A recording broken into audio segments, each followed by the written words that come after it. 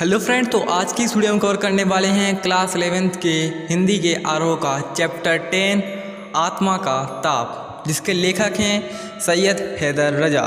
अब हम इस पूरे पाठ के सार को समझने वाले हैं।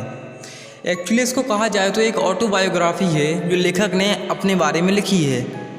लेखक का पढ़ने में बहुत अच्छा था और उसने अपनी स्कूली परीक्षा में प्रथम रैंक हासिल की थी और उसने अपनी स्कूली परीक्षा पास करके लेखक को गोदिया में, एक जगह का नाम है, ड्राइंग का अध्यापक बना दिया गया। महीने भर बाद जे स्कूल ऑफ आर्ट में अध्ययन के लिए मध्य प्रांत की सरकारी छात्रवृत्ति मिली, यानी उस राज्य की उसको छात्रवृत्ति मिल गई वहाँ पर पढ़ाई करने के लिए। जैसे ही लेखक बम्बई पहुँचा तो जे स्कूल में दाखिला बंद हो चुका था। छात्रवृत्ति वापस ले ली गई है। सरकार ने अकोला में ड्राइंग अध्यापक की नौकरी देने की पेशकश की, यानी एक ऑफ़र दिया। लेखक ने बम्बई में रहने का निश्चय किया।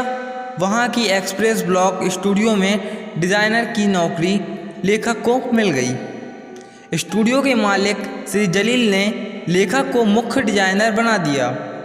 सुबह 10 बजे से शाम 6 बजे तक दफ्तर में काम किया करता, फिर अध्ययन के लिए मोहन आर्ट क्लब जाता। वहाँ से जेकब सर्कल, जहाँ रहने का प्रबंध था, वहाँ जाता। मतलब जहाँ उसने रहने खाने की व्यवस्था की हुई थी अपनी रुकने की, वहाँ जाता एंड में। एक रात जब वह जेकब सर्कल के दरवाजे पर पहुँचा तो पुलिस वाले ने लेखक को अंदर नहीं जाने दिया, क्योंकि अंदर कमरे में हत्या की वारदात हुई है। लेखक पुलिस कमिश्नर से मिलकर सारी बात कह आए। जलील साहब को भी उन्होंने सारी बात कही। जलील साहब ने सारी बात सुनकर लेखक को स्टूडियो के आर्ट डिपार्टमेंट में कमरा दे दिया। उनकी योजना थी कि अगर लेखक उनके यहाँ काम करता रहा तो वे उसे कला विभाग का प्रमुख बना देंगे। लेखक पूरी तरह काम में डूब गया। 4 वर्ष में लेखक को 1948 में बॉम्बे आर्ट्स सोसाइटी का स्वर्ण पदक मिला। 2 वर्ष बाद फ्रांस सरकार की छात्रवृत्ति मिल गई।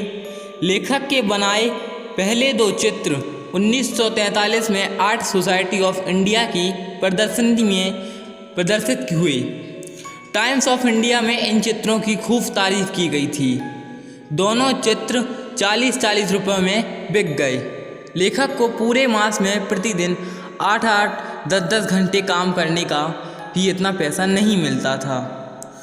वेनिस अकेडमी के प्रोफेसर वाल्टर लैंगहैमर ने कहा, रजा साहब, मुझे आपका काम पसंद आया। प्रोफेसर लैंगहैमर ने काम करने के लिए अपना स्टूडियो दे दिया। वे टाइम्स ऑफ इंडिया में आर्ट डायरेक्टर थे।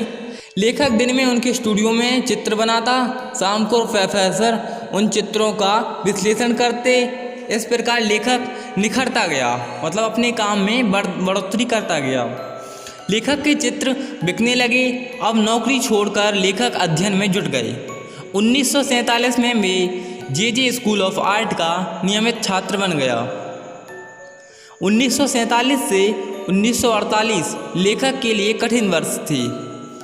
इनकी माँ व पिता दोनों का देहांत हो गया। जीवन पर अचानक जिम्मेदारियों का बोझ आ पड़ा। इसी समय देश का विभाजन हुआ था।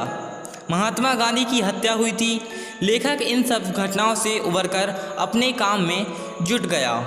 1948 में श्रीनगर जाकर कुछ चित्र बनाए। वहाँ के तत्कालीन प्रधानमंत्री शेख अब्दुल्ला ने एक पत्र दिया था, जिसमें उन्होंने कहा था कि यह एक भारतीय कलाकार है, इन्हें जहाँ चाहे वहाँ जाने दिया जाए और इनकी हर संभव सहायता की जाए। बारामुल्ला में एक पुलिस वाले ने जब इन्हें बस से उतार दिया तो लेखक ने पत्र दिखा दिया। पुलिस वाले ने सलाम ठोका और परेशानी के लिए माफ़ी मांगी।